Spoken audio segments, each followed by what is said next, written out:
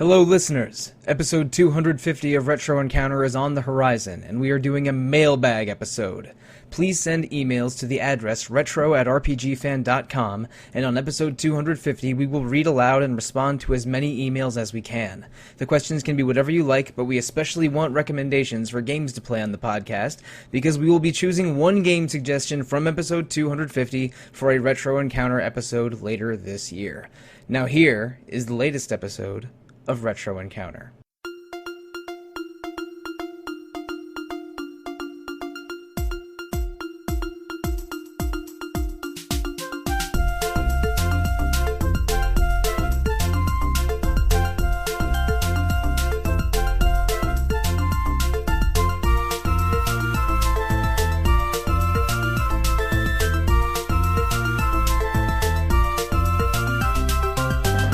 Hello and welcome to episode 240 of Retro Encounter, RPG Fans' weekly podcast of many topics. I'm Mike Sollosi, and I'm joined by the same crew as last week, starting with Nicholas Whaley. Hello. And Zach Wilkerson. Hi there. And Alana Hagues. Heya. And Stephanie Sybydlo. Yeah! Well, the five of us are playing a little game, a podcast game in which we're trying to determine the best console to play RPGs on. We're weighing the console's, RPG library, visual novel library, form factor, and other things to determine what our Retro Encounter's official favorite console for RPGs is. And we started out with a spectacular 17 and moved down to an essential 8. I won't announce all 8 right now. We're going to have them go through them matchup by matchup, just like we did last time, but maybe have a little bit more in-depth discussion than in the previous episode, because we're not trying to race through 17 consoles and just list games while also calling all of them port machines. They're all port machines. They kind of all are port machines. Sorry, and so accusing one and not another of being a port machine is just a useless exercise. Let's try to avoid that term, please, this episode, for my sanity. But does it count towards the reason why you'd want one of these systems? Because some of them are actually made lucrative by their ports. Yes, and that is something you can consider, but let's avoid just using that as a dismissive term. Agreed. So, let's go bottom to top this time. The first matchup of this podcast episode is the number 1 seed PlayStation versus the number 8 seed 3DS. The PlayStation defeated the Dreamcast in the previous round, and the 3DS defeated the PlayStation Vita in the previous round. So let's see how it goes for them this time. What are your opening remarks on this matchup, Zach? I mean, the 3DS has a great library, but let's be honest, the PS1 library is astounding. I mean, it's got Suikoden 2, it's got both Lunars, it's got a bunch of Final Fantasies, Xenogears, Final Fantasy Tactics. I mean, 3DS is great. It's got a lot of great stuff, but it's not even close. It's pretty absurd. Hang on, I got my list here. So, Final Fantasy 7 through 9, Chrono Cross, FF Tactics, Xenogears, Legend of Dragoon, Legend of Mana, Legend of Legaia, Suikoden 1 and 2, Star Ocean 2, Grandia, Breath of Fire 3 and 4, the really good ones, Valkyrie Profile, Sega Frontier 1 and 2, Alundra, Lunars 1 and 2, Musashi, Wild Arms 1 and 2, Personas 1 and 2, Symphony of the Night, Tales, and Parasite Eve. Yeah, those are a lot of video. Those are a lot of video games and a lot of very good ones. Some we've even recorded on this podcast. They've even aged pretty well. I say that, but man, I want to talk to new RPG fans and see if it really have aged well. Well, I mean, I played Vagrant Story last year, and yeah. And oh god, I'm trying to forget all the hours I put into Legend of Dragoon. But I also replayed Castlevania Symphony of the Night last year. So I think that the visuals of the PS1 are of a certain time and place, but it was a huge jump going from 16 bits to CD audio and video. And that's such good 2D games, real classics here. And the library is so strong. It really is. I mean, we're talking about a bunch of all-timers here. Zach, you were, and Alana both, you were on a best PS1 RPG episode that we did earlier this year, and I mean, we could have gone 20 deep in that episode easily. We could have done, yeah. Absolutely. I mean, like, even we in left Chrono Cross off the list. Chrono Cross did not make the top 10. Chrono Cross, yeah. I mean, like the 3DS has got some really cool stuff. You know, it's got a couple of Mario games on there. It's got Pokemon. It's got Fire Emblem as well. But I think what also beats it out for the PS1 for me is like not just the depth of the library, but also the variety of the library. Like, you know, you've got Valkyrie Profile, which is a platformer with, you know, each button corresponds to an attack, and you've got Vagrant Story, which is extremely artistic and is extremely difficult. Parasite Eve. You know, the PlayStation games weren't as big budgets, so like they were a lot more experimental. Yeah, right. You know, I mean, just kind of slowly trickled down into becoming something more of a popularity thing. They're different generations as well, though. So I guess the budget would always be different anyway. But like the PS1 has more variety in terms of gameplay styles and genres within RPG anyway. So I think, it was before a time where AAA video games cost hundreds of millions of dollars to make.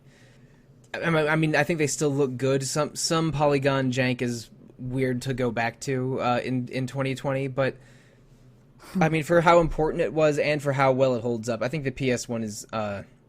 It might have a ticket to the final two. I'm not sure. I don't know. I don't know if I want to say that yet, but I think that as much as I love things like, I don't know, the last two Phoenix Wright games and Persona Q2, which I was literally playing 45 minutes ago. I think the PS1 has this. Are we ready to vote, or do we want to keep talking a bit more? Nicholas, what are your PS1 thoughts and 3DS thoughts? Yeah, so for this matchup, I think it really comes down to the advantages of each system versus just the library. Because if you're a person who's consistently on the go, I think, you know, both of these libraries are very good in their own, you know, field.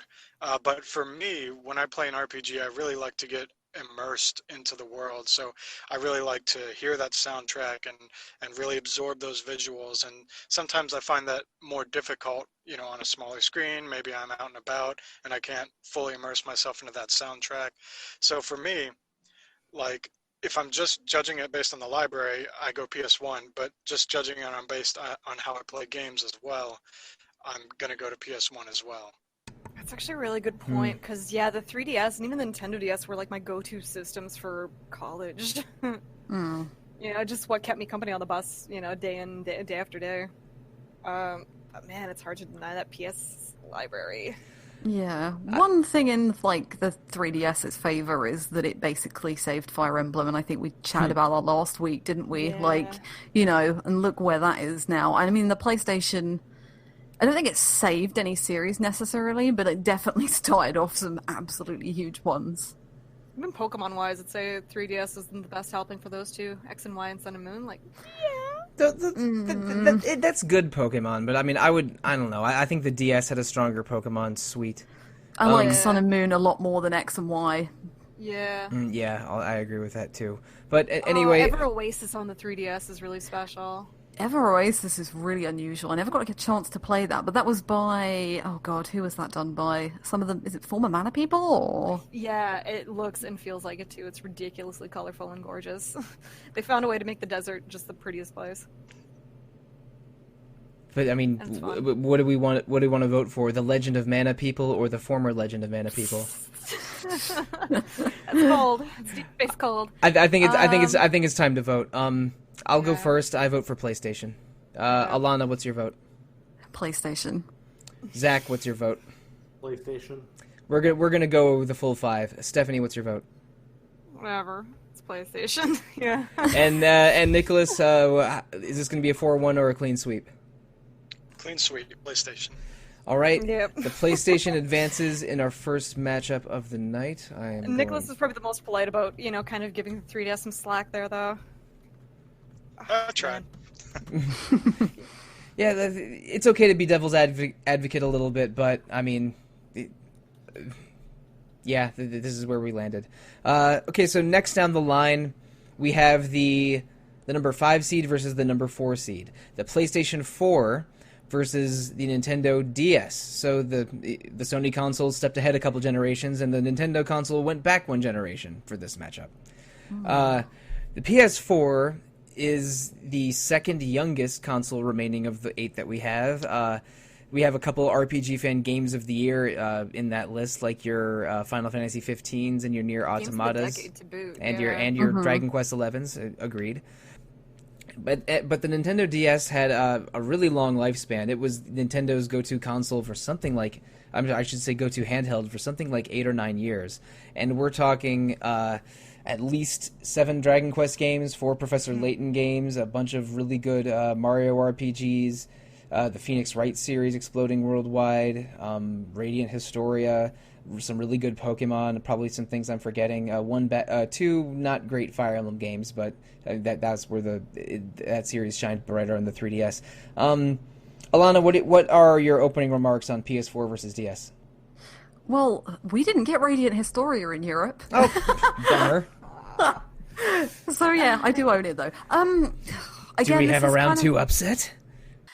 For me, it's easier. Again, I think I said this last time. I don't play handheld games as much as I do, or I don't play handheld RPGs as much. So, like, my DS RPG experience is probably even more limited than my 3DS one in that it is probably just Pokemon. The PS4, though, is like, I don't know, there's been some real special games on there. And to, like, hone in on Dragon Quest 11 in particular at the moment, like, I put so many hours into that game, and my copy of Final Fantasy 14 is also on PS4, which you can play, you can still play, and even though, like, it's just, I don't know, the PS4 is, like, my go-to RPG system now, like, over the Switch and other consoles, just because I can sit down and get on with things, and, you know, I'm just happy. It's all there. Everything's there. But yeah, the DS is definitely good, and I do love Phoenix Wright as well, but it's kind of a jumbled, like, I love the PS4, and the PS4 has given me Dragon Quest 11 and Nier, and both of those are, like,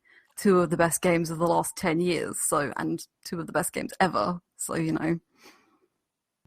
Yeah, I mean, like, the DS has a great library. I mean, like, The World Ends With You, which I'm not sure if we mentioned or not, Pokemon, Dragon Quest, I mean, there's a lot of great stuff there.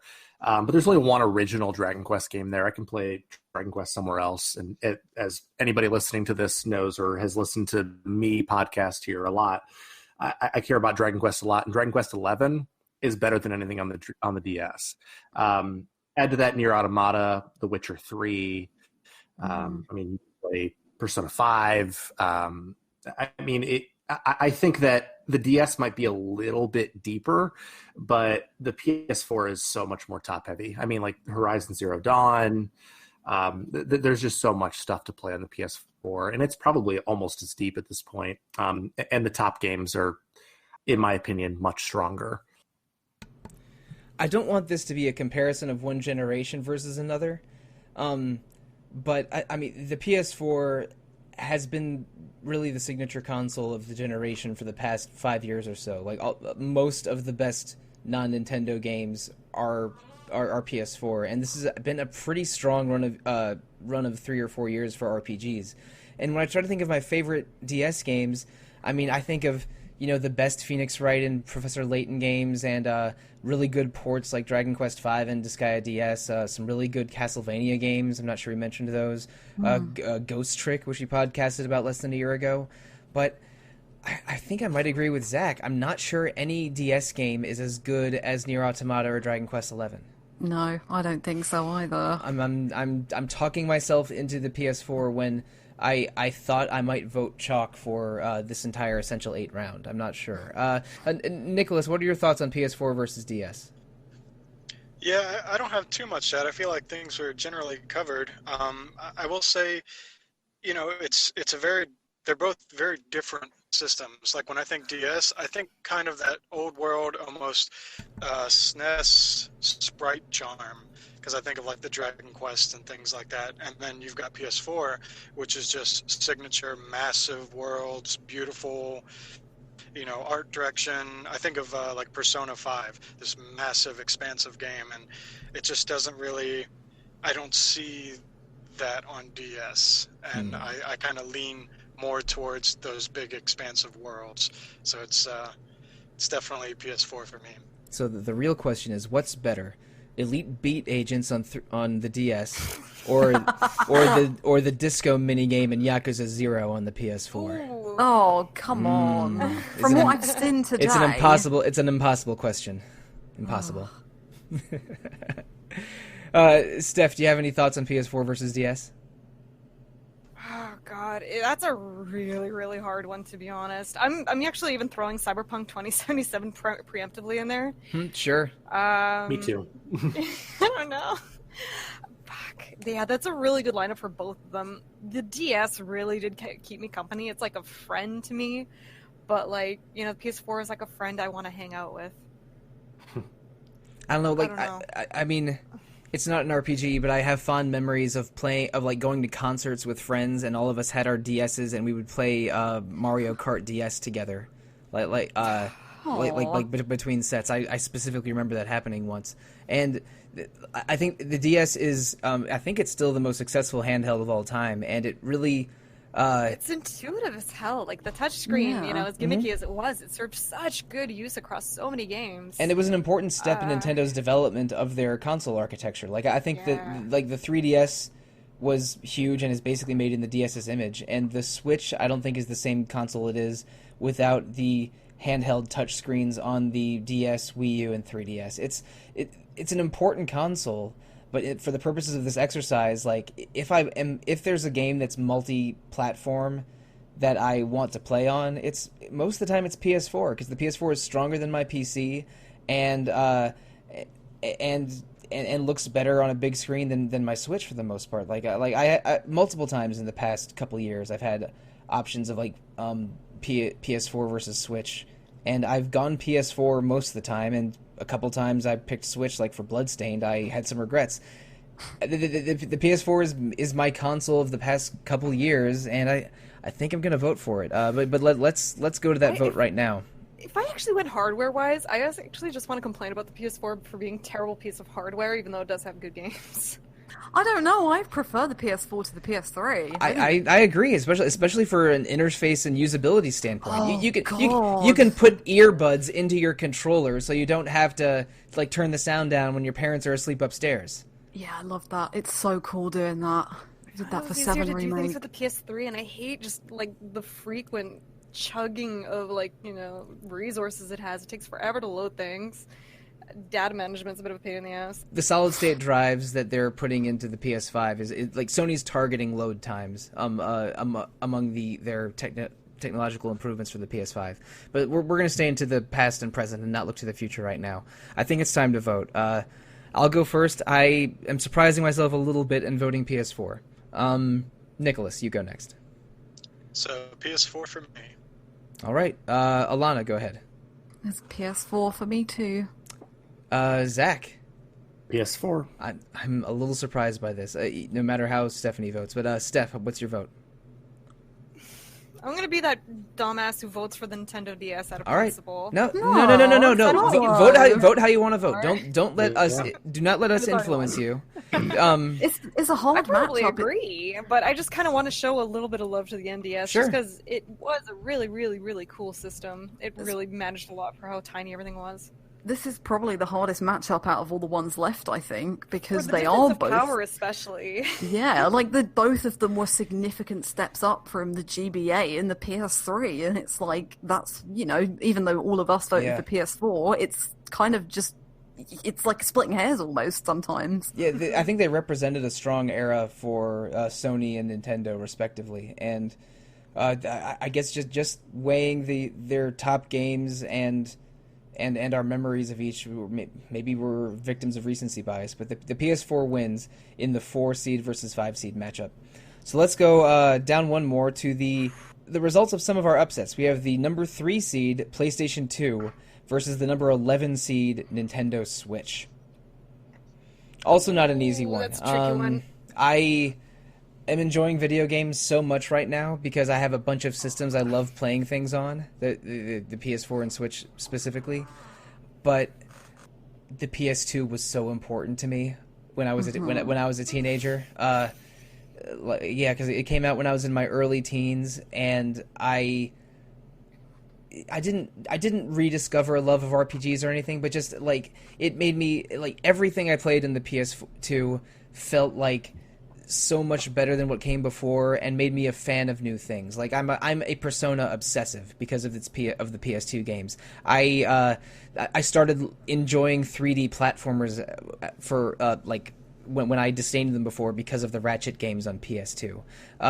It like rekindled a new love in Dragon Quest and in me that I didn't have nearly as strongly pre PS2. And the Switch might have the best usability and form factor of any game on this list, just because switching between handheld and console versions with that feature working, 99% of the time, at least personally, and having a strong library on top of that. This is, I think I'm still leaning PS2, but this is a closer matchup than maybe I first thought. Stephanie, what are your opening remarks on PS2 versus Switch? That's hard and sad. If I don't say the Switch, I feel like I'm betraying my baby, because there's just a whole bunch of games on there that I just adore, but the PS2 is really, really, really good.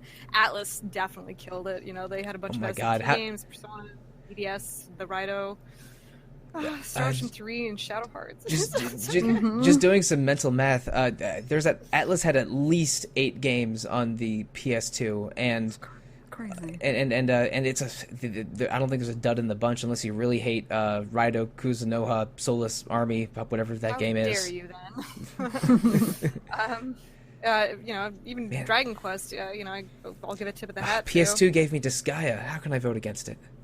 Oh, but the remake of Disgaea on Switch. I was gonna say that's what swings your vote, Disgaea. I am like the #1 Disgaea fan on RPG Fan staff now that John Tucker's retired.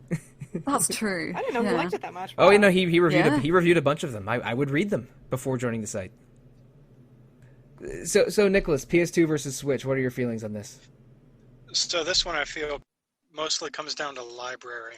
I love my Switch, and it's a little difficult because we still haven't seen all that the Switch is going to bring us. It still has probably 5, 6, 7 years possibly. But the PS2 library is, again, it's almost, in my opinion, comparable to the PS1 library in terms of just sheer experimental volume. There were so many RPGs for PS2. Yeah. And, a continuation from the PS1 library, you've got the Wild Arms series, you've got Suikoden. Both of which we have covered PS2 games on Retro Encounter. I have to side with the PS2 on this one. It's hard because it has the best version of Dragon Quest XI. Switch does. It has the best version of Xenoblade Chronicles. I mean, I know we're not talking about ports and we're talking about things that are native, but we're talking about 2 games that are markedly improved. And I spent 7 hours today playing Xenoblade Chronicles, just so everybody knows what date we recorded this. But I mean, it's hard for me. But Dragon Quest VIII is a great game. Personas, Xenosaga, Suikoden 5, Suikoden 3. I still don't know how I'm going to vote. We don't talk about 4. I don't know. It's got Breath of the Wild. It's got Xenoblade Chronicles 2, which I like a lot. I actually like Xenoblade Chronicles 2 more than the first one. Whoa! Okay. I don't know. That's a spicy I don't know, man. That's a spicy This is tough for me. I should correct myself, because I do like Xenoblade Chronicles 2, but I probably hate it in equal measure. It's as much as I love it. That's a totally understandable position, but man, going back to the original Xenoblade, I'm like, oh my gosh, the combat is so much better in Xenoblade Chronicles 2. Once it hits its peak after 35 in hours, 2, and it does. It's way better in Xenoblade 2. 300 hours into that game, so kind of like how it's got The Witcher 2. I mean, kind of like how Hour 1 of Disgaea isn't as good as Hour 71 of Disgaea. But do I vote for the console that gave me Disgaea 1 or the console with the best port of Disgaea 1? Yeah. But the thing is, I think that part of the library argument, which is valid, is that the PS2 had a solid 8 years of games. Maybe I'm off by a little bit, while the Switch has, just because of just because of the passage of time, only has maybe four years of games, and I think less. But like. The Switch hasn't been around long enough to have real weird hidden gems like a Steambot Chronicles or a Jade Cocoon 2. Right. I also noticed that we start running into an issue when it comes to more recent consoles that are more interested in actually porting to everything. Because quite a few PS4 games and even Xbox One games start to overlap. It's not an issue though, is it? Yeah, it's just an accessibility thing. Things are less unique nowadays. Basically, I know what you're getting at. Definitely, because the most successful games want to be available on as many consoles as possible, and so that really good games of 1 or 2 generations ago are more likely to get ported now. And even though some have suspiciously not had a port in 20 years, which I still don't understand.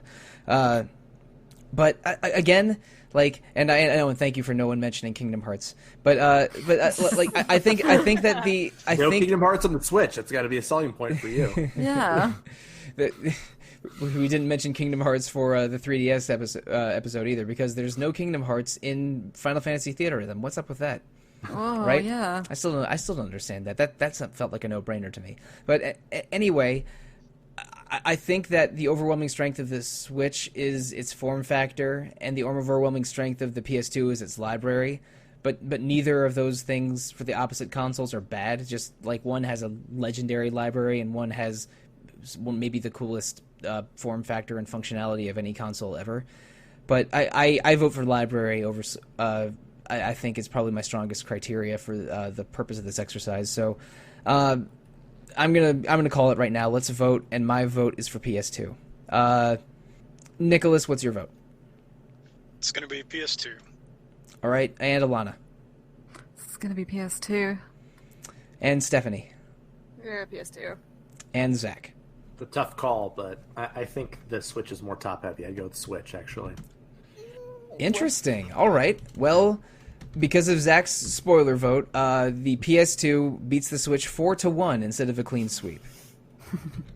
And we are already, the Fighting 4 is 3/4 done, and it's all Sony so far, but that is about to change, because the final matchup of the Essential 8 round is the Nintendo Game Boy Advance versus the Super Nintendo Entertainment System. It's Nintendo versus Nintendo for the first time in this episode. The GBA beat the Sega Genesis in the 7-10 matchup in the previous round, and the Super Nintendo. Love the GBA, but it's gonna get massive. The Super Nintendo annihilated the poor PS3 in the first round. Annihilate the poor GBA. I mean, it doesn't help that. I mean, even if you don't like Mega Man Battle Network, then just go play Mega Man X, and go sob with Mega Man X. Oh, I have sobbed with Mega Man X so many times. I mean, when I got the SNES Classic a year ago, or maybe it was longer ago, I don't understand the passage of time anymore. The first thing I did was sit down and beat Mega Man X.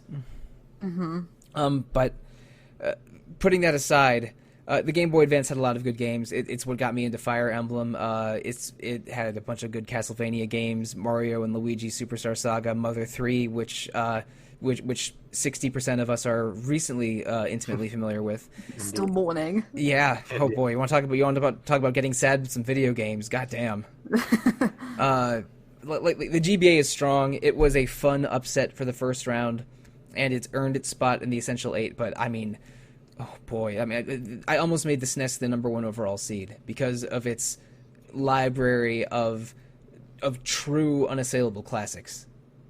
Right, yeah. I mean, even as someone who had a GBA before they had a Super Nintendo, the Super Nintendo just absolutely blows the GBA out of the water for me. Chrono Trigger, Chrono Trigger itself is just kind of, that's it. But, yeah, I mean, the GBA, again, has got, some of the best versions of certain games, and I love those Castlevania games. Aria of Sorrow is probably one of my favorite, probably is my favorite or joint favorite of that series. But yeah, Aria of Sorrow is amazing. It's in my top 3 for the whole series, Metrovania or not. No, I like that I gave enhanced versions of Final Fantasy 4, 5, and 6, I think? I don't know. Yeah. No, 1, 2, 4, 5, and 6. Yeah. Yeah, that's right. They did those really sick remakes for that. Yeah. Okay. That's how I played Final Fantasy 1 and 2, actually. It's I think it's the best way to play 5 and 6, which are, 2 really good SNES games. Oops. Yeah. But yeah, just the Super Nintendo is, even when you go outside of RPGs, you've got some of the best Mario games, you've got the best Metroid game ever, it's just crazy. That console is a classic for a reason, and the GBA is so cool. I mean, like the little SP with the flip up and the light and everything. It's very cool. But this is an amazing coincidence. You brought up Metroid a minute ago. I haven't played a ton of Metroid games. I'm not the biggest fan in the world, but my favorite Metroid game is on the GBA. and Those were so good. But yeah, they were. But to be fair, I haven't played the Metroid game on Super Nintendo. I know. I've mentioned it in a couple places before, but Super Metroid is a gap in my video game resume that I would like to correct soon. But But until I play that and know for sure, my favorite Metroid game is Metroid Fusion. That's a really good game. It's a really good one, though. It is. Yeah. I mean, like, I'll tell you what, one thing the Super Nintendo's got that no other console's got a good version of: ActRaiser. Oh! Oh, Godsmack. Speaking, Illusion of Gaia, Terranigma. Oh, Terranigma's so good. I mean, have we mentioned Dragon Quest yet? I mean, it gave us it gave us my favorite Dragon Quest game. Probably. Same. Me too. Earthbound's pretty good, but so is Mother 3. Damn it. Mother 3 is a big juggernaut to consider in this situation, but I guess you get Earthbound. I mean, also Tales of Fantasia is a particular favorite of mine, and I think on both consoles as well. That's true. Okay, are better than anything on the GBA. I mean, I think it's what it comes down to. I mean, in less than 24 months, the SNES just Square on the SNES released Final Fantasy VI, Chrono Trigger, Super Mario RPG, and Seiken Densetsu 3. And each of those games had there was overlap, but it had like different development teams and I think different main composers musically for each of those games. Like what a run! Like my 4 favorite Super Nintendo RPGs, or at least 4 of my top 5, were made by the same group in 24 months. Like what a run! That is insane. And again, like, the GBA is great. It has a lot of good stuff on it. Oh boy, which game had the better Ogre title? Because SNES had Ogre Battle and Tactics Ogre. Ooh. GBA had GBA. No, it's gotta go to SNES. Yeah. Knight of Lotus is good, but I think the 3 GBA Fire Emblem games are a little better than the 3 SNES Fire Emblem games. Yeah. But there's there's still a lot of good ones there. It's definitely Super Nintendo. Like, I love... Tried. Well, I say that. I was just going to naturally say I love the GBA. I like the GBA. I'm not a huge handheld gamer. But, like, if you were to put it on a scale, the weight behind Super Nintendo just completely obliterates the scale entirely. Yeah, I mean, For me. GBA has a lot of Pokemon help, too. I'm not sure we mentioned that, but... Not my favorite gen, though. Me neither. But that's one in favor of the Super Nintendo. Alana, what's your vote? But it's Super Nintendo. Got it. Stephanie, what's your vote? Super Nintendo. Zach? Super Nintendo. And I'll make it a clean sweep. Super Nintendo wins over the GBA in the final match of the Essential 8. So It's the only Nintendo standee left, but I mean... Yeah, I'm a little surprised by that, but... I guess because there was one upset in the Essential 8 with the PS4 defeating the DS, but here we are, 3 PlayStations versus 1 Nintendo machine. But I would not exactly count out that Nintendo machine yet, because the SNES is a hell of a console. But we're gonna leave the Nintendo alone for a little bit to deal with our first matchup in the Fighting Four, and it is Sony versus Sony, the PlayStation 1 versus the PlayStation 4. The thing that got Sony into the game to Sony's current machine, which is near the end of its lifespan. Because coronavirus notwithstanding, we're supposed to get PS5s later this year. Yeah. We're in heavy announcement mode right now, aren't we? Yeah. This episode we're at the very end of May right now, but this episode is airing in June, and June is going to be a big announcement month. I have no doubt about it. But right now we're living in the PS4's world. But its past is coming back to bite it in the ass, because PlayStation versus PS4, I think that this is similar to the PS2 versus Switch matchup in terms of having just an amazing library versus amazing functionality. But I mean, I don't. This is hard. I need more time to think. A little bit. Nicholas, give us your opening remarks. PS1 versus PS4. So for me now things get really difficult because so far it's been pretty straightforward for me. I've been like, you would name a system, I'd be like, okay, weigh a few things, it's this one. But now it's these are two systems that I absolutely adore, and I really have to put myself in the mindset of, I would say, impact to the industry at this point. You know, PS1's library, I feel, really just broke bounds or boundaries from the Super Nintendo, the 16-bit era. And, you know, they were very experimental. I'd say for PS4, we're now almost fine-tuning things. Like, you get a very specific art direction, a very specific soundtrack style. But I do feel some overlap.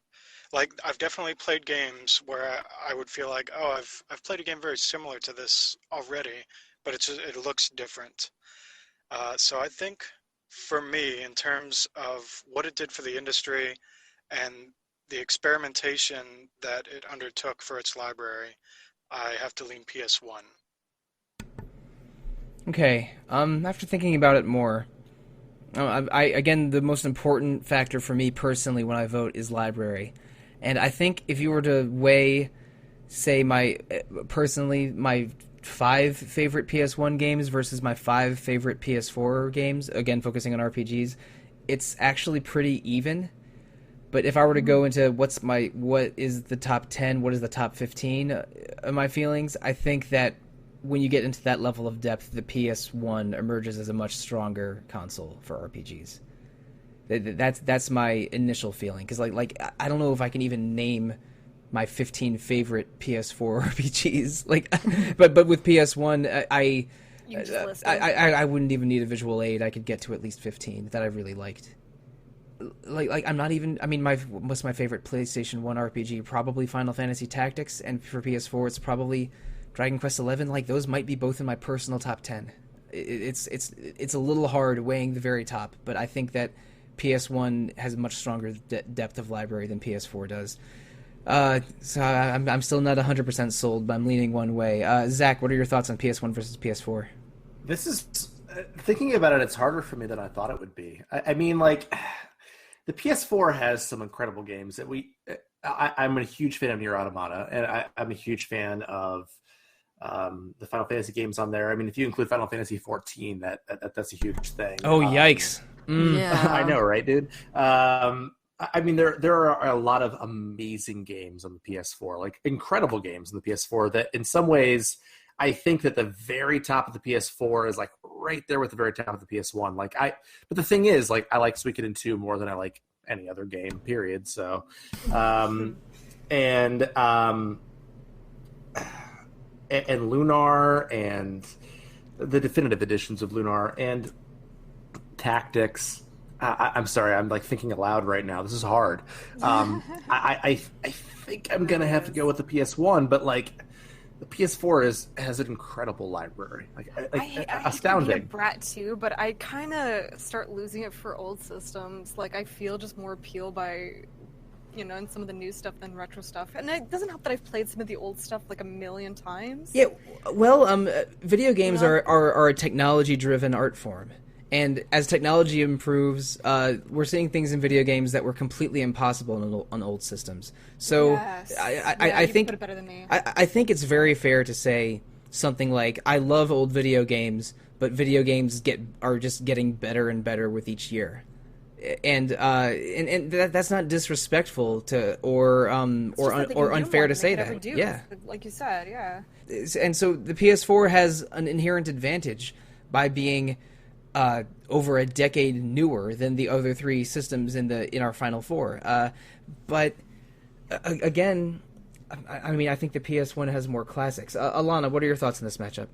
Well, yeah, I mean, I think the PS1 is probably my number one seed to give it away. And like, to bring in like Retro Encounter specifically, the reason I do a lot of episodes or go on a lot of episodes, or even like before I joined the site, I am a little bit younger than some staff members or most of the staff members, so I haven't played a lot of classics. And that PS1 episode, the top 10, I'd only played 5 of them, so I felt like, oh my god, yeah, I'd only played 5 or 6 because it was 2 Lunar games and I haven't had them. I haven't played Tactics. Sense, yeah, but you had played Tales of Eternia, which 2 other people in the panel had not, including someone else here, Zach. Yeah, it's fine. Tales of Eternia or Tales of Berseria, though. Yeah, I have played Berseria. Yeah, that's fine, all redeemed. But like, you got your RPG card back. Thank you, I appreciate that. But like I've been going back to play old classic games for ages, like stuff that I've missed because either we didn't get it in Europe or because I was too young and stupid to play it at the time. So, and let's do Suikoden 2, why not? Because it seems to be the big example. Like I played Suikoden 2 on the podcast in 2018, and my god, like putting a PS2 game in, and PS1 game even, and like... It's a game. Yeah, exactly. Like...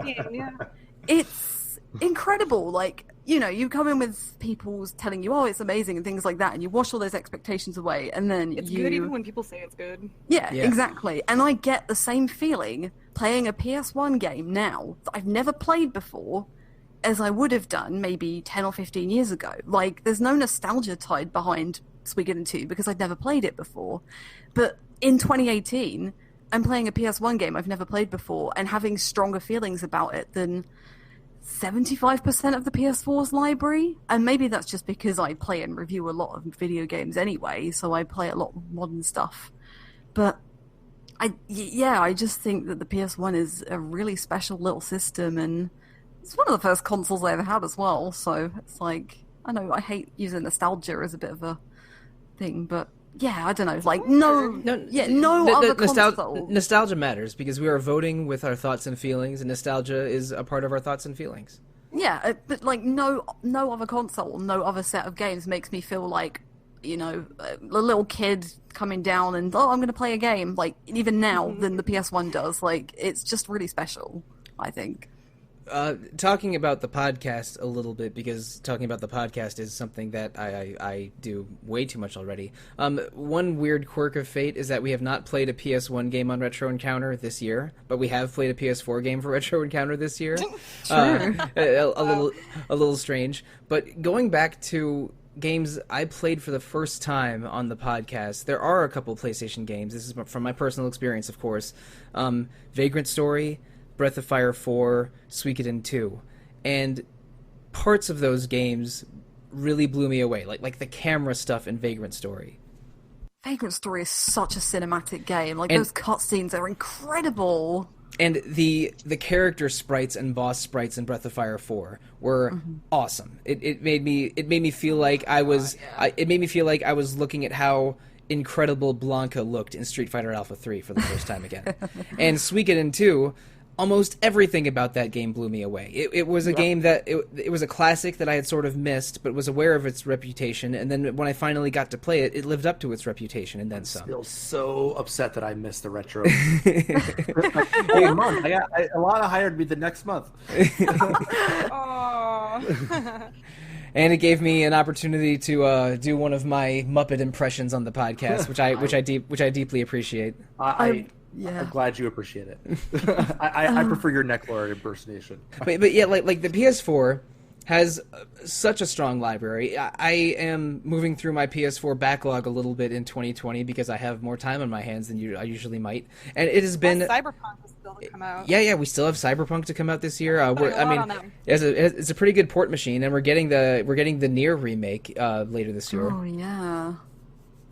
I mean, the PlayStation is maybe challenged for the first time in this whole tournament, but I think it's still the winner. Nicholas, is there any gap in the PS4 or PS1 library we haven't really brought up yet that you think we should? I'm trying to think PS1. I'm trying to think gems we might have missed. For me personally, Saga Frontier is an absolute Oh. gem. I know that's a very divisive decision or opinion, because I know a lot of people really hate that game for some reason. But I think that concept. Actually, we can go into this. I would almost call the PS4 library, standing on the shoulders of giants, because I feel like PS1 really had the early concept for some games of that open world explorability kind of concept that a lot of PS4 games really love to do now, where you just kind of, it's an open world. I think like Assassin's Creed Odyssey, you just kind of explore. And, the PS1 had, limitations just from where we were.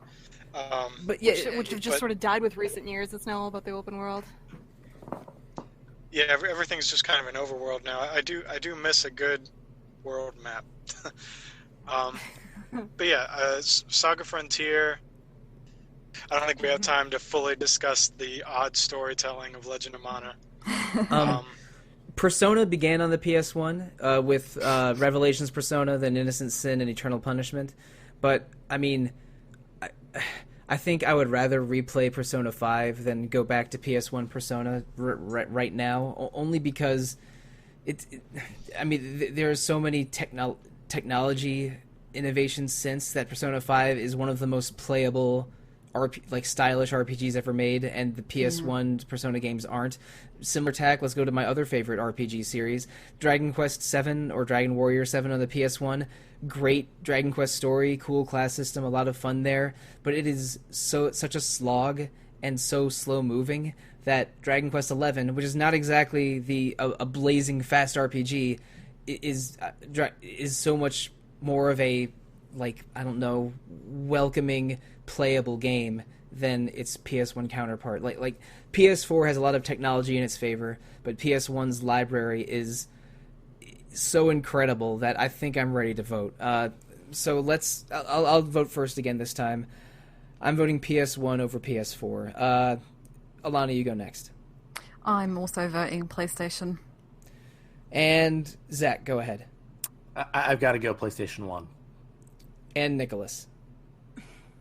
Yeah, it's substantially close, but I think PlayStation just ekes out just a bit. All right, and Stephanie. PlayStation 4. All right, just so it doesn't get the sweep. Just as I mentioned this before, but this is the first time I think the PS1 has been challenged. It was not close against the Dreamcast or the 3DS, but I think we were able to have a more balanced discussion this time around. But speaking of balanced discussions, I think we are about to hit the closest matchup of the entire tournament so far. Yeah. This is a lot of this rough. left us pretty sad, and Sophie's choicing between. Yeah. I truly do not know how I'm going to go right now. I need to hear everyone else's thoughts first. We are discussing the Sony PlayStation 2 versus the Super Nintendo Entertainment System. Zach, can you deliver the opening remarks here? I mean, for me, this isn't even close. I mean, I voted against the PlayStation 2 in the last round. I mean, the PS2's got some great games. It's got some amazing games, but they are all plagued by the fact that they're for the PS2. They all have some very PS2-ish qualities that don't hold up as well as Super Nintendo games do nowadays. I will go back and play Chrono Trigger and Final Fantasy VI, and even Final Fantasy IV, and Lufia 2, and Breath of Fire 2, and a million things before I'd go back and play anything on the PS2. I don't think this is even close, honestly. I think the Super Nintendo destroys the PS2. PS2's got a great library: Persona 3, Persona 4, Final Fantasy X, Final Fantasy 12. I mean, great games, but Suikoden 5. But no, I'm sorry, Super Nintendo's got it. I mean, I don't totally. Super Nintendo has no loading times too. That's exactly. True. I don't totally agree though. I think that the PS2, maybe you're saying that early 2000s polygons have aged more poorly than 16-bit sprites, or is that an oversimplification? That's accurate, but it's also the gameplay styles, things taking way too long sometimes just because they can. I mean, the over reliance on cutscenes sometimes. I just think that the Super Nintendo is simpler in a much stronger way than the PS2. But is there anything as dark or weird or interesting on the Super Nintendo as Shadow Hearts, or as or as Persona 3? Or I think Persona 3 is darker and weirder than Persona 4, so I'll just leave it there. Indeed. But like the Super Nintendo has some of the best RPGs ever made, but I think the PS2 also does. I think I'm worried. I'm a little worried. I picked the PS2 hater in the crowd to deliver the opening remarks. You did actually. Steph, what are your thoughts on this matchup? PS2 versus SNES. Sad. I'm sad. Am I? Is this episode throwing you into a depression? I'm so sorry. I really don't know. I kind of think I want to edge towards the SNES, but I feel like I've just had a lot more like wow moments with the PlayStation 2. I genuinely don't know.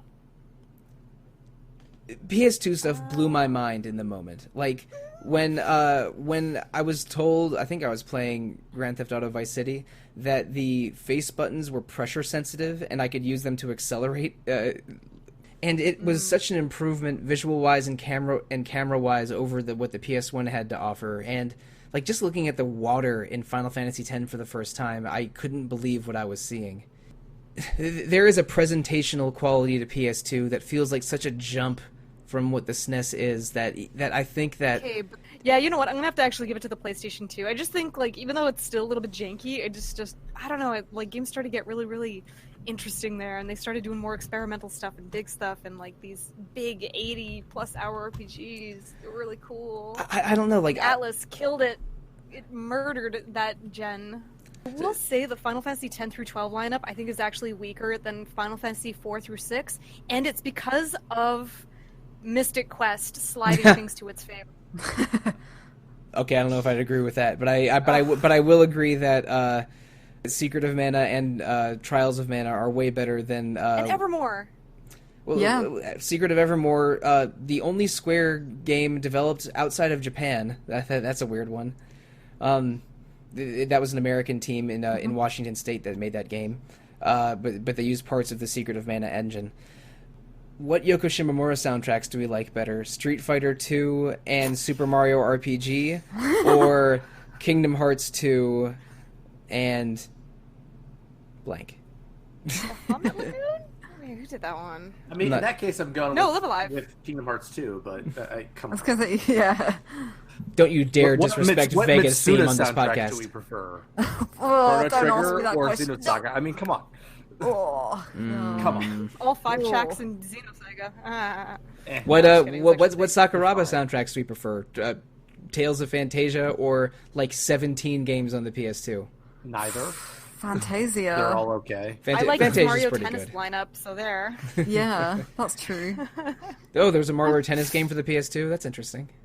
Oh yeah. Never mind. I'm teasing. I'm not being fair. But Don't if humor we're him, Alana. Again, like the PS2 is maybe one of the first consoles I really dug into RPGs.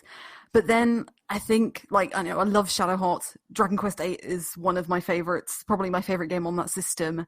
But then I tend to think of more, like Zach was saying, like I remember a lot of the jank, like the Dark Cloud, the Rogue Galaxy, which Rogue Galaxy people really like, and I tried to play it and I did not see the appeal of it at all. It was really bland and it was just the characters had nothing going for them, and I was like, main guy's named Jester. Rogue. Just a Rogue of all things, but like I think Rogue Galaxy is just okay. But we've almost done it for the podcast once or I twice. think level 5 is just okay. Me too. They did Dragon Quest VIII, so Yeah, everybody apart from quiet. that. and Professor Layton. I know it's not for you, Steph. I know. I've tried. I really have. Don't think this is much of a Yokai Watch crowd. No. Or a White Knight Chronicles crowd. R.I.P. Oh, or R.I.P. no. That's a game I really wanted to be amazing, and that was think like so it was many people basically do. like what was it? Ni no Kuni? Because that Escaflowne. okay. Oh, I see. That's how I feel about Ni no Kuni, another level 5 game. Yeah, but I yeah, hate that like game. I absolutely hate it. I love the PS2. Like, I love Final Fantasy X, Final Fantasy 12 and stuff, and Dragon Quest 8. But I do think it's kind of the PS1 was experimental and it pulled it off, and I think some of the PS2 experiments didn't pay off. Like, look at your failed mana games.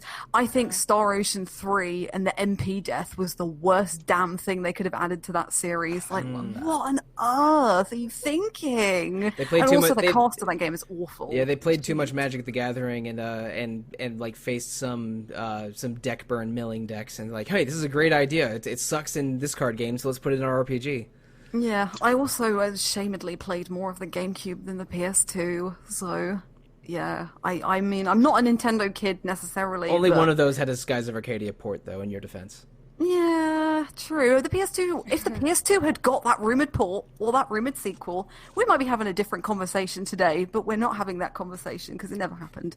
But the Super Nintendo I got later, like I got it 2004 maybe, and played through a bunch of stuff and was just like, yeah, it was a similar feeling as I've got the PlayStation 1, so it's kind of unassailable to me in my head. I have two weird flavors of nostalgia here, because the Super Nintendo was my favorite console of my childhood. I did have a NES before it, but I discovered so many of my favorite games of all time on the Super Nintendo that I could not separate myself from that nostalgia, even if I tried. But my PS2 nostalgia was like me playing Dragon Quest 8 made me go back to play all the other Dragon Quest games. Me playing Persona 3 made me just really thirsty for Atlus's entire oeuvre of RPGs, which I hadn't really played at that point. I had played Final Fantasy Tactics before, but I truly love all of those weird Nippon Ichi strategy RPGs on the PS2. Not just Disgaea. They also had Lapusel and Makai Kingdom and and Phantom Brave. Yeah, they like the PS2, I felt like I played more strange experimental games for that system than on the Super Nintendo, even when I did my emulation journeys into trying to emulate Tengai Makio, or whatever the Japanese name of Far East of Eden is. There are hidden gems and weirdness on the SNES, but that's a feeling of RPG experimentation that I more closely associate with the PS2. And it's really two phases of my entire gaming history that those two systems encompass. But I think nostalgia wins, and I think I'm voting Super Nintendo. Even if it's the more boring higher seed wins answer here. It's time to vote. I'll vote first, and I vote Super Nintendo. Alana, what is your vote? Super Nintendo.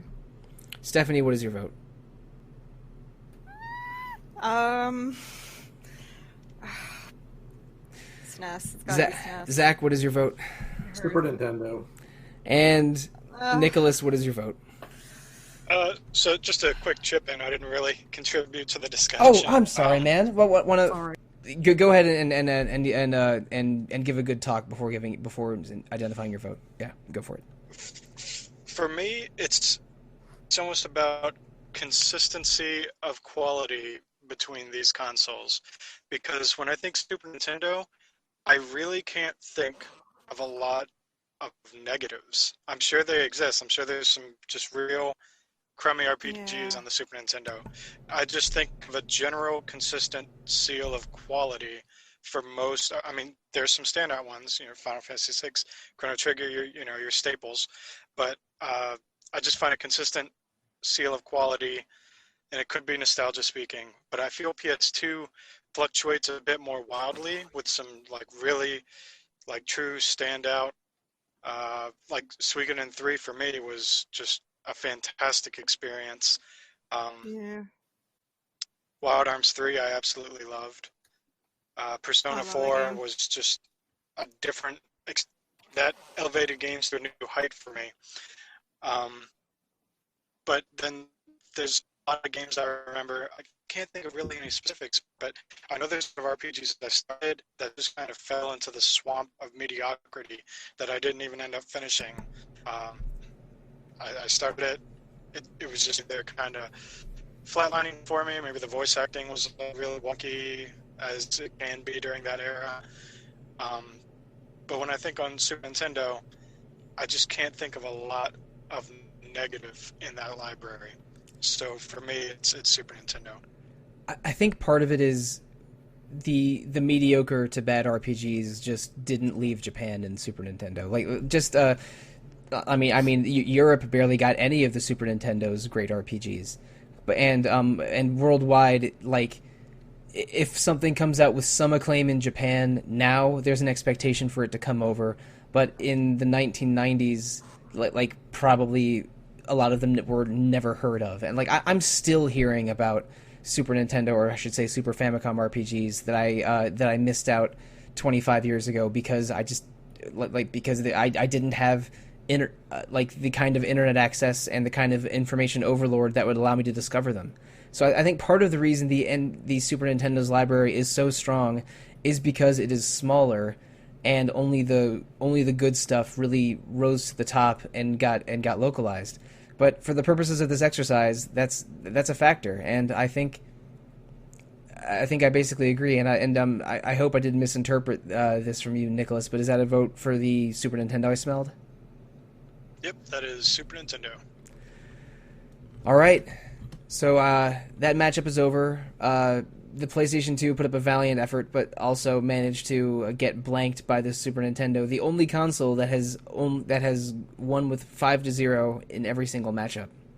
Oh wow, really? Yeah, we had one spoiler vote for PS1 versus PS4, you might recall, but the Super Nintendo had no such struggle against the Game Boy Advance or PlayStation 2, or I was thinking of PS3. Lost. Yeah.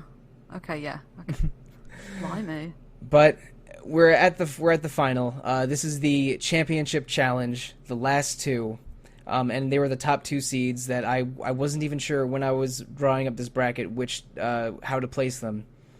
But what I ended up with was the number 1 seed PlayStation versus the number 2 seed Super Nintendo. And those numbers do not matter anymore because the two strongest competitors of the whole tournament are going head to head.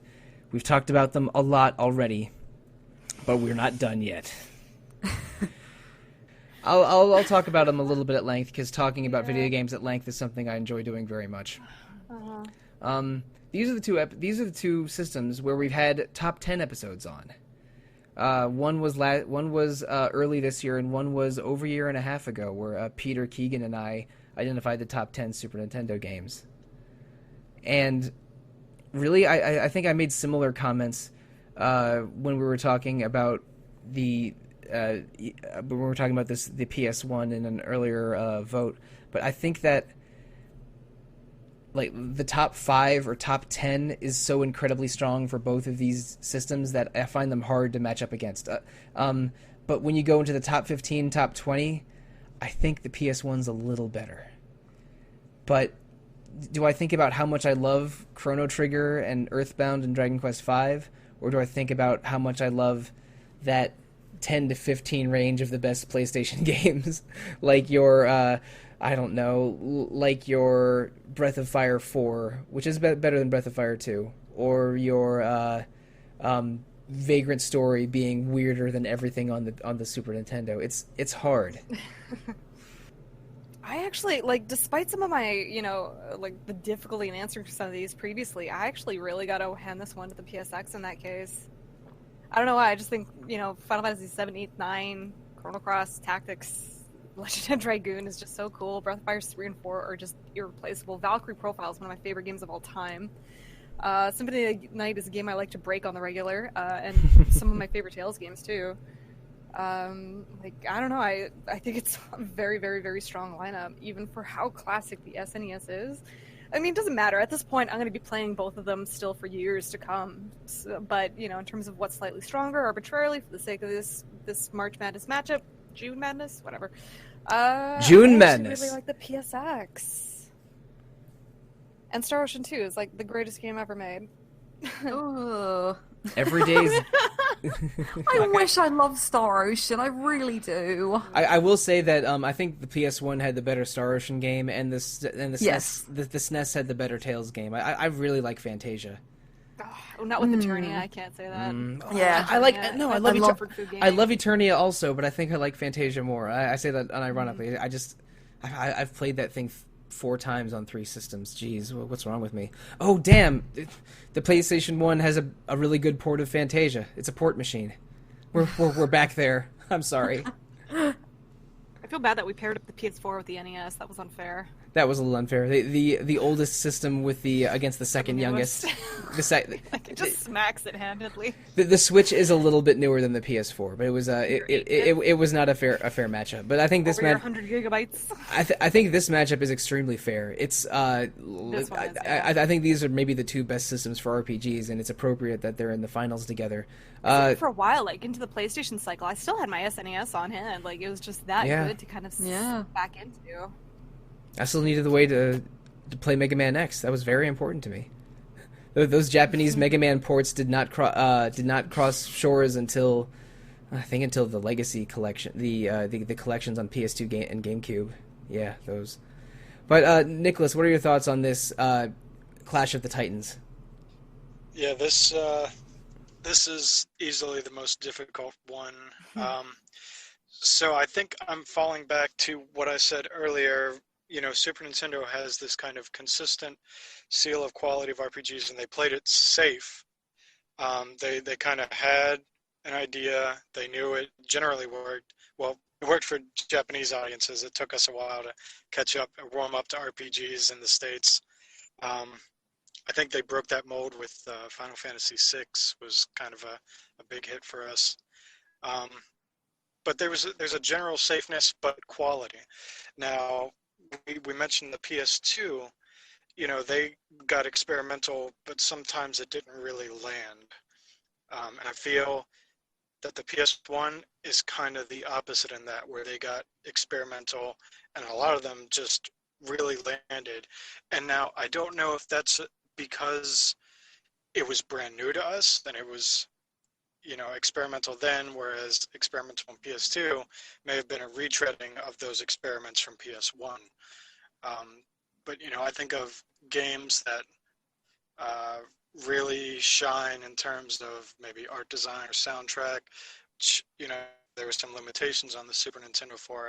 I tend to fall back on Legend of Mana because I think that's just an absolutely beautiful game. But also Saga Frontier has those beautiful backdrops, and you know, all the Final Fantasies, you know, as clunky as they look, you know, the expansiveness of those worlds were something that, you know, Super Nintendo just couldn't handle. And those pre-rendered backgrounds just absolutely blew our minds when they came out. Like, video games can't get any better than this. This is so beautiful. So it kills me because Super Nintendo is, you know, the first big console I grew up with, and I have some of the fondest memories. And I think a couple of those titles, Chrono Trigger and Final Fantasy VI namely, kind of shine, you know, as the beacons of RPGs forever, as far as I know, until something magical happens and they get knocked down. But in terms of overall library and just... it's really difficult. I have to lean towards PS1. This is so hard. It is.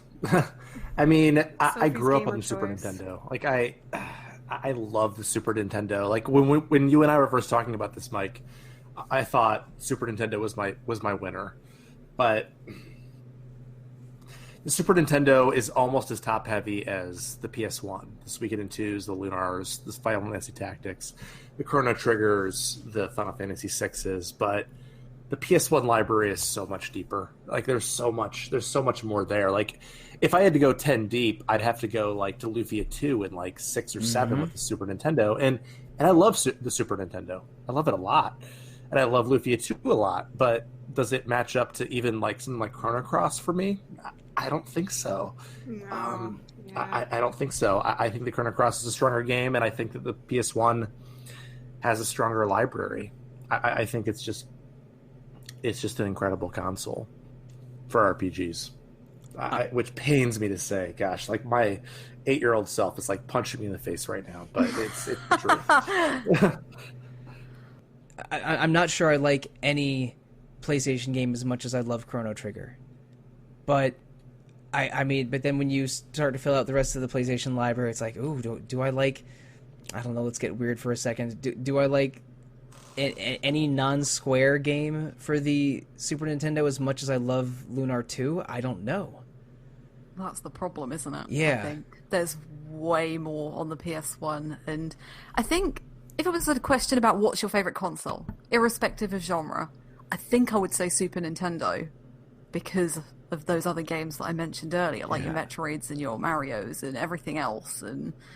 But if you start asking me RPGs, like, you take Square out of the situation, the Super Nintendo does not have as much. And I love Tales of Phantasia as well, but, like, the PS1's got the better playing Tales game and the better playing Star Ocean game, which was Enix at the time, I think. So, but, yeah, there's just, and then Legend of Dragoon, which is Sony, you'd have to start like really tooth combing and going like, right, where can I separate these two consoles? And it's like, I mean, I know support was probably wider because, games development was gradually coming into the forefront and getting easier to get into. Not really easy, but like, there's more studios around in the PS1's time than there was in the Super Nintendo's time. So obviously you're going to have a bigger library of games, but most of those experiments paid off, like Chrono Cross. Like, not everybody loves Chrono Cross, and I'm one of the people who doesn't, but I think that it does a lot of things really, really well. And can you say there's another game like Chrono Cross? I don't think so, even though it's a sequel to Chrono Trigger. I mean, the Xeno series began on the PlayStation, and I mean, is there anything on the Super Nintendo like Xenogears?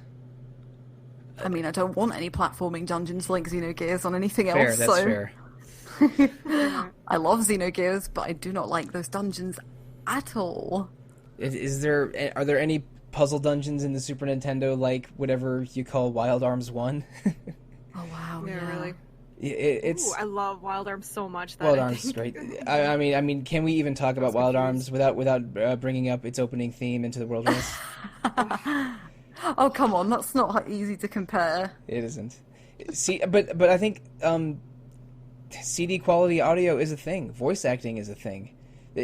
Like, technology is part of video games, and I think that there were some technology advantages that the PlayStation took advantage of. Like, I don't want to say look good, because like PS1 polygons haven't aged great, but I think I was more blown away by the 3D on the PlayStation than anything I saw on the Super Nintendo, even when I listened to the pop song at the beginning of Tales of Phantasia for the first time.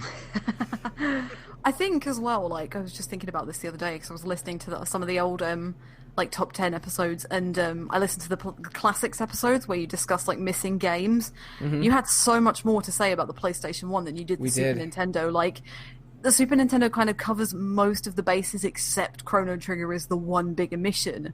But the PlayStation 1 classic only really had Wild Arms and Final Fantasy VII. Like, we know how much you don't like Persona 1. That was so weird. Like, and it's like, what other games could you have gone for? And you could list like another 10 easily, whereas you can kind of play a section of the SNES library and have a good flavour for what it's got. And that's very reductive of me to say, but like, do you know what I mean? Do you know where I'm going with that kind of thing? But like the PS1, you can, I don't know, you can play Final Fantasy IX and it's not going to be like Wild Arms, which isn't like Xenogears, which isn't like Star Ocean. I don't know. And you know, like, I'm sticking to my fixation on top 5s and top 10s. I think that like people like us who play a lot of RPGs and talk about RPGs on the internet to a degree, there's going to be a lot of overlap with your top 10 Super Nintendo RPGs, but just the diversity of the PS1 library, I think you'll see a lot of different top 5s. Let's see, the Lunar games on PS1, they have musical numbers and kissing, and those are two things I love. Important factors. We did have pretty different lists for the PS1 RPGs. We did. Like, we had a pretty similar top 3 or 4, and there were consistent games among them. But like I say, I had Parasite Eve and Grandia, and I was the only person with Dragon Warrior 7 or Persona 2 Innocent Sin. Right. Yeah, and it was like, and I don't know how similar your Super Nintendo top 10s were, but yeah, it's still really hard. Like, it really hurts to say because the Super Nintendo was so big and so important. And like I said, if you're asking me what my favorite console was, I think it would be Super Nintendo. But if you're asking me what console I want to go back and play RPGs on, I think it's probably the PlayStation. Are we ready for a vote, or do we want anyone else to weigh in one last time? No, let's do it. All right. Very somber air. Let's just rip off that Band-Aid and cry afterwards. Yeah. Don't cry until the end. Zach, vote first, please. As much as it pains me, I have to vote for the PlayStation 1. All right. Stephanie, your vote, please. Yeah, it hurts, but I think I'm actually going to give the edge to the PlayStation 1. All right, Nicholas, your vote, please. No, I voted against it earlier, Jesus. Yeah. Think I'm PlayStation 1. Alana, your vote, please. Yeah, as much as it hurts, PlayStation 1. You know, I've really been on the fence this whole. I've been on the fence the whole time, but I think I'm going to vote for the Super Nintendo. Okay. Because Chrono Trigger is my favorite game. Yeah. That was my deciding factor. And that makes sense. Like, my top 5 is three PS1 games, 1 Super Nintendo game, and 1 Dreamcast game. So, I completely get it. I mean, we've played Earthbound, Chrono Trigger, Super Mario RPG, Final Fantasy VI, sort of, Trials of Mana, Lufia 2 for this podcast. Probably others I'm forgetting, Dragon Quest V. I think that I think more of my favorite games are on the Super Nintendo, even though I think the PS1 has a deeper library. That was my deciding factor, but we did come up with an overall favorite console for RPGs, and it is the Sony PlayStation. Yeah, this was a very thoughtful podcast. I don't want to make it sound like we're suffering, because there's no big hurrah, like we found the answer. It's just kind of a somber. Yeah. You want to guys. You want to talk about some first world problems? I was on a podcast trying to figure out the best console for RPGs, and it made me sad. But that's how it goes, everybody. But we did arrive at a conclusion. Our conclusion was that the Sony PlayStation is the best console for RPGs. So go and find a North American PS1 to hear the boat song in its glorious final version. Whatever you do, don't play Beyond the Beyond. Oh, that's the real reason I didn't vote for the PlayStation. Oh, damn it! I missed an opportunity again. To talk about it? My least favorite. My second least favorite JRPG is Lagoon for the Super Nintendo. That game blows. Bahamut Lagoon or just Lagoon? Just Lagoon. Just Lagoon. Oh. Yeah, it's a bad East/Zelda clone. Don't play that. I am in opposition to you. You like Lagoon? I love that game. We need to address this. That game is the worst. Oh god, the least impressive sword strike in any action RPG I've ever played. Oh my god. So I do agree with that, but there was so much content that was cut for the North American release against the Japanese X68000 release. Ooh. Is that the Super Famicom, or is that a different console? No, it's a different console. It was like I think it was like a floppy disk based system. Okay. But I think it was originally designed for that. So it was the a story PC, got butchered. It was a PC Engine game that got butchered for the Super Nintendo. Got it. I'm still voting Super Nintendo then. All right. So the version of Lagoon that I hated growing up was the bad version. I feel comfortable in that, but I still it's whatever. The moral of the story is Beyond the Beyond sucks. It's true. So listeners, thank you for hearing my detailed thoughts on Beyond the Beyond and other PlayStation games in crowning the PlayStation as our favorite console to play RPGs. But listeners, we have many fine podcasts coming in the future on Retro Encounter. Next week, we are beginning our 2-episode series on Yakuza 0. I'm in the midst of Yakuza 0 right now, throwing money at people, investing in real estate. I recently hired a chicken as a building manager. Don't exactly know how that happened, but it did. Yakuza 0 is a crazy-ass game, and we're going to have a lot of fun talking about it for 2 episodes later in June. In July, we are still planning out that month, but we are definitely doing 2 episodes on Tactics Ogre, Let Us Cling Together, the Super Nintendo original that had a PS1 port and then a pretty elaborate PSP remake. I'm pretty sure everyone's going to be playing the PSP version for that podcast, but regardless, that is the story of July on Retro Encounter. You can also comment on the RPG Fans boards, visit our Facebook page, Instagram, Twitter, Discord channels, Twitch server, Discord server, Twitch channel. Something streaming every day on Twitch. And there's also 3 other fine podcasts on RPG Fan: Random Encounter, Rhythm Encounter, and Phoenix Edge. Go and review those 3 along with Retro Encounter on iTunes or Google Play or however you're listening to us. We love feedback. But most important of all, this is episode 240. That number is mathematically close to episode 250. And you know that we do something weird every 50 episodes on Retro Encounter. This isn't that weird. We're doing a mailbag again. So please email retro@rpgfan.com with questions or recommendations of games to play or whatever your thoughts are, because as long as they are appropriate to air, we will talk about them on episode 250. So please send in those emails. Just remember that appropriate part. Send in those emails. Well, if they're inappropriate, we'll still read them. We just won't share them. So remember that email, retro@rpgfan.com. Send emails for our mailbag episode number 250 coming in August. But listeners, maybe you want to speak to us more directly than sending an email to retro@rpgfan.com. Let's talk about how you could reach us individually, starting with you, Zach. You can email me at zachw@rpgfan.com, or you can find me on Discord at zachw. And Stephanie. You can find me most places on the internet, Twitter especially, at DiceSMS. Please do. I really like talking to finding more gaming peeps. Right on. And Nicholas, your turn. I have an Instagram. It's at BeoXXVI, BeoXXVI. And Alana, your turn. Best places on Twitter, I am at Alana Hagues, or I occasionally come on Discord now. I am just Alana on Discord. Oh, I'm the worst on Discord. In fact, I think I probably should stay away from the RPG Fan Discord. But if you want to make fun of me on Discord for being a moron, you can do so by because I'm Monsoon Mike on RPG Fan's Discord. I am at The Real Monsoon on Twitter most of the time, at Evoker for Dogs other times, and yeah, those are the best ways to reach me. But also, please email retro@rpgfan.com to send in those emails for episode 250. So, ladies and gentlemen, we did it. We picked our favorite console to play RPGs on. It is the Sony PlayStation, and we're all sad. Yep. It's a friendly sadness, but the sadness. Yeah, sadness indeed. I still like you guys, but I'm a little sad. Okay, I'm a lot sad, but just in general. But right now I'm feeling a little sad. Listeners, thank you. Good night and good luck.